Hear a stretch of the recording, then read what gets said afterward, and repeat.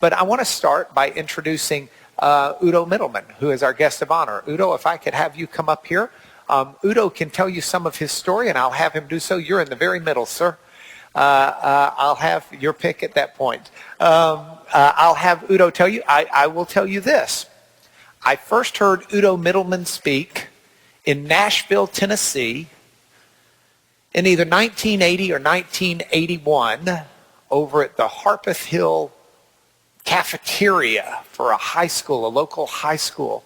He spoke on a subject that I remember his topic. I don't think he remembers it, but I do because of the impression it made on me. His topic was the monster that surrounds us culturally and the tools we have to fight it. It was a splendid speech. It invigorated my mind. It invigorated my heart. It informed my walk. And so I have, over the years, kept up with him through the joys of the internet and reading his books. And recently I chased him down and with David and Kevin Roberts, joined him for lunch in New York and began to massage his desires to come here so that we could get him. And he and his wife, Deborah, who is also here. Deborah, do you mind waving for everybody? Deborah and Udo have just come over from Switzerland, and they do have some family in Texas, but they've come over very kindly, targeted around this weekend. And so we're deeply appreciative of them.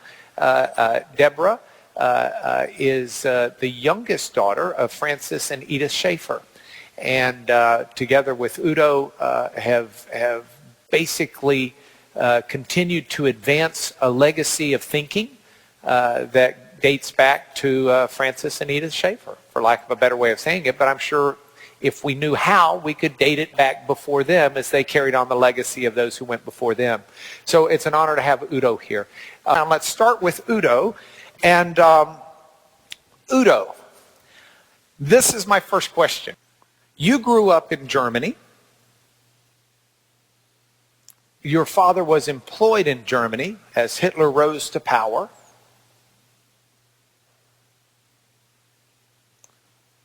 You somehow, in the midst of that, ultimately became a believing Christian. I'd like you to tell the story of how. It'll take a few minutes, but it gives us a base of where you come from this world. How many of you had parents who worked for Hitler's war machine? Okay, did you really, Larry? Okay, one. Udo's got an interesting perspective of the world that's going to come through much of what he has to say, and it's one that a lot of us do not share. And so I think it helps for us first to know a little bit about you and where you come from.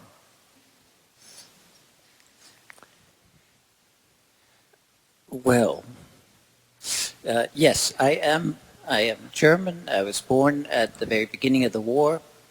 As I was telling my colleagues here present an hour ago, my first name, Udo, had a second name, which was Winston, which was a reference of my father's preference of Churchill over Hitler. And of course that was a very dangerous thing to do in 1940, as Churchill was enemy number one of Hitler. My father came out of a family that was educated, what you would call a middle-class family. My grandfather had a glue factory which went bankrupt in the first inflation in 1922. My father subsequently had to leave school and earn a living. He never went to university. He finished high school in evening courses and read widely. He learned English on a trip to England where he spent 6 months. Then he learned French by going to Belgium. And from there he was evicted in 1933, just at the time when Hitler came to power. There's this person who had to fend for himself, was one who read widely and discussed widely. He had a very critical perspective on the program that Hitler advocated and resisted it with everything that... Good. So I was born into a family that was very critical of the ideology that was embraced by much of Europe, and specifically by Germany. I would call it an evolutionary ideology that through the push and shove of historical forces, mankind gets improved, moves forward, and progresses. And what Germany did is merely advance it a little faster by the ideology of exterminating all those whose genetic material and ideas would stand in the way of this progress. And my father saw through that. He had read Mein Kampf. He discussed with his international friends, both in England and in Belgium, and his friends in Germany, and resisted it. He resisted it by not going along. He would not say Heil Hitler. He would say halber Liter, which means half a gallon.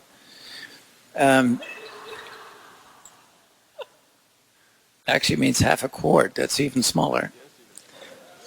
And as he told us, always try to keep his shirt clean, by not getting involved with things that were wrong from the perspective of ideas, as well as wrong from the perspective of morality, and wrong from the perspective of an ideology that didn't correspond to the tragedy of the human race.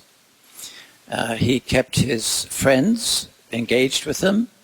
I remember stories that he would travel 50 miles to take a walk in a forest with his two non-Nazi friends, the head of the local hospital, a lawyer, 3 friends, and the owner of the local cigar factory. And in the forest you could talk freely without being overheard, and that's where he took his encouragement. He kept up his friendship with Jews and urged them to leave. One of them did. The other one died of a heart attack and from sadness and failure of spirit in the persecution that took place. It's that kind of a home that I grew up in. We discussed much. I remember when as a 2-year-old, a group of soldiers walked by, and as a 2-year-old I ran out, and one of the soldiers picked me up and swung me on his arm as he marched down the road, and then dropped me off, and I ran back home, and my 5-year-old brother told me, "Those are Nazis, we don't do that with them." That's the home I grew up in. Critical, analytical, independent. It's out of that background that I think in my education I sought to find answers to basic questions. Some of you may know I went to law school. I finished with my law degree at the University of Freiburg. But in my second semester, I came across a question that troubled me deeply, and that is, what on earth gives anyone the right to declare something to be lawful? In a democracy, anything can be defined as lawful as long as the government or the majority decides it to make a law. It's what we call positive law. It's not a quality of law, it's rather law that's posited. It's set out. In this country, we drive on the right side of the road, is a positive law.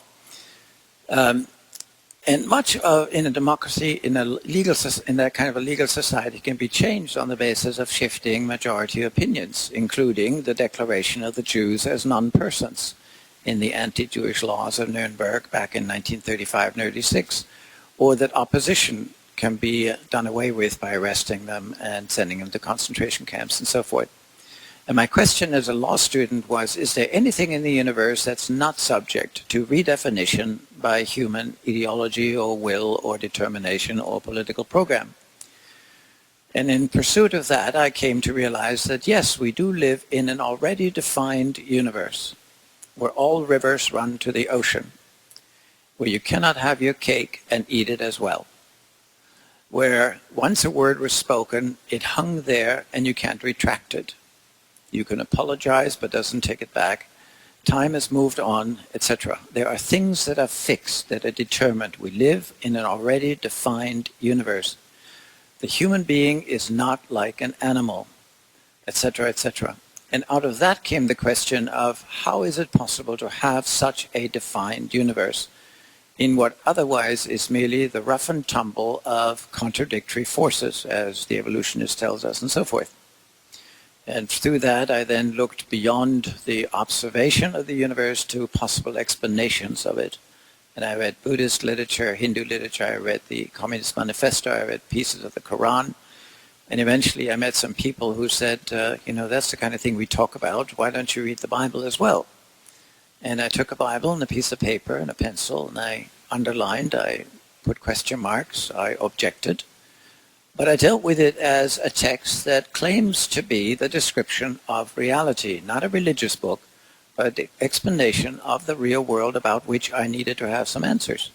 What makes it so determined, so defined? What makes human beings so unpredictable? How come everything in nature functions lawfully according to natural law? That's why we can call it that. And how come human beings do not function according to the laws of nature, but rather the law about human beings is that we're unpredictable. We are a surprise to each other, an annoyance, troublemakers, etc. And the only possible explanation for that I found in what the Bible tells us, that there is someone who existed forever as a person, who had a mind of his own, who had made discerning judgments, who lived in sequence, that is before and after relationships, who is thus not in a different kind of eternality, of timelessness, the way the Greeks had spoken of it, but rather who lived in sequence and decided to create a real world of distinctions. That's what I found in the book of Genesis. It also explained to me one of the essential problems that we all face, and that is that we live in a world in which we find enough things to complain about. That is, we make a distinction between what is and what ought to be. What is not acceptable. We complain. We seek to improve. We correct. We argue, etc. All of us do that. Nobody can avoid doing that. And only the Bible gives us an answer for why this is so. Namely, that God created a good world which is now damaged, broken, rotten, fragmented. And thus our complaint, which is common to all human beings, is justified because what ought to be isn't here, is not our present experience. And out of this gradual construction of insight that the Bible gave me an explanation not of another reality but of this reality, I came to conclude that this God must actually be there. He must actually be that which, or that who, is eternal. Much later in the 90s, when I was teaching in the Soviet Union, former Soviet Union, in different settings, teacher training seminars about Christianity being the basis for civil society, I pointed out that the materialist agrees with us that something has been there forever. Something has been there day after day, moment after moment, because we do live in a world of real things, people, horses, stones, books, etc. These things don't come from nothing. We're unfamiliar with a world where anything could come out of nothingness. So something has been there forever. The materialist says it's energy in one form or another, through combustion and big bangs and otherwise. It's been there forever. It's merely taken on a different shape, which would explain the existence of reality. The Bible says something, affirms that something has been there forever, except by saying that something is actually someone, a thinking, feeling, judging, discerning, loving, eternal God on the high order of Father, Son, and Holy Spirit.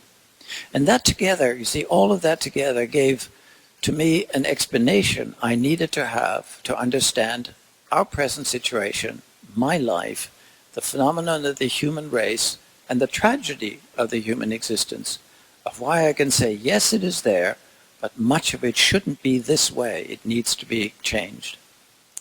That's how I came to belief, to becoming a Christian, to believing that indeed we don't live in a world of our imagination, but a world that actually exists in which all the elements of human existence find a justification and an encouragement.